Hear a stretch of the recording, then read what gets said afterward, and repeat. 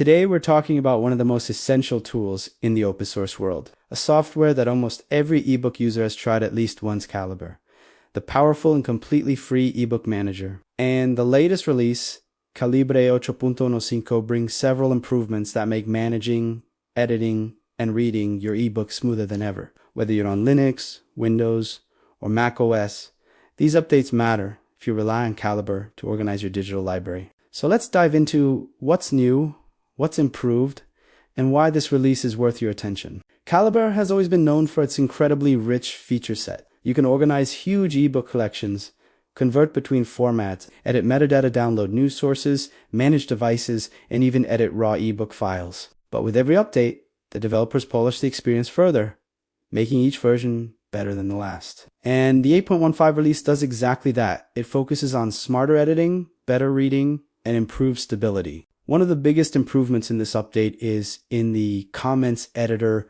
If you've ever edited the comments or descriptions for your books, you know how important formatting can be. Earlier versions sometimes lost formatting when converting text cases, for example. Switching between uppercase and lowercase could mess up bold and italic text. But now, Calibre tries to preserve formatting more accurately when making case changes. This sounds like a small thing, but for users who maintain detailed notes or metadata, it's a major improvement. Along with that, the comments editor now includes new keyboard shortcuts for case-changing operations. This means you can quickly transform text without digging through menus. Small usability improvements like this really add up over time, especially if you manage large libraries.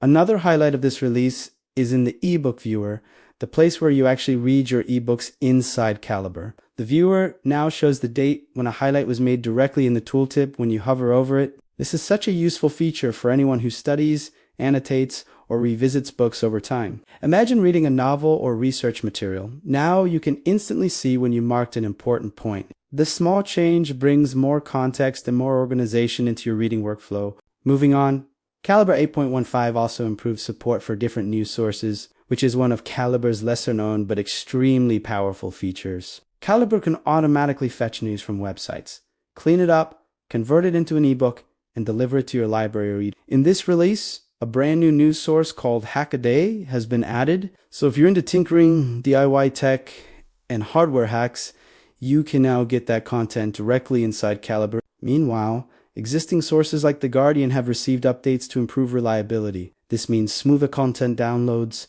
fewer parsing issues, and more accurate formatting. If you're someone who reads news as an ebook, these improvements make Calibre even more valuable. Of course, no update is complete without bug fixes, and Calibre 8.15 includes some important ones. A memory leak in the HTML syntax highlighter, which is used in the Ebook tool, has been fixed. This is a big deal for anyone who edits EPB files directly. Memory leaks can cause lag, freezes, or crashes over long editing sessions. So fixing this helps create a more stable experience. There's also an important fix for the command line tool, CALIBREDB. The CALIBREDB list command now properly displays identifier values again. Power users who automate their workflow or manage large libraries via scripts will appreciate this. Additionally, Calibre now handles changes in the background more gracefully. For example, if the book list updates while you're working inside the program, Calibre won't misbehave or lose track of what you're doing. These kinds of stability improvements may not be flashy, but they're absolutely essential for a tool that many people rely on daily.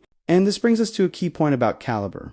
Even after more than a decade of development, it continues to evolve. Instead of slowing down, the project keeps improving the things that matter: performance, stability, and usability. This is the power of open source. A dedicated community and a passionate developer can create something that not only competes with commercial software but surpasses it. If you're new to Calibre, this update is a great reminder of why it's one of the most respected tools in the open source world. And if you're a longtime user, version 8.15 brings refinements you'll definitely appreciate. If you want to try the update right now, you can head to the official Calibre website or install it through your Linux distribution's package manager. But remember, the official Calibre installer always has the latest version.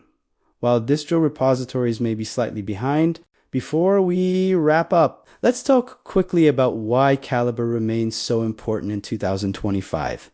In a world where more and more companies are locking users into closed ecosystems, Calibre stands as a symbol of the open source spirit, giving you total control over your ebook collection, your metadata, your annotations, and your reading experience. No ads, no tracking, no limitations. Just pure functionality. And with updates like 8.15, the project proves once again that open source tools can be polished, powerful, and professional. So if you haven't updated yet, now is a great time to experience the latest improvements. That's it for today's deep dive into Calibre 8.15.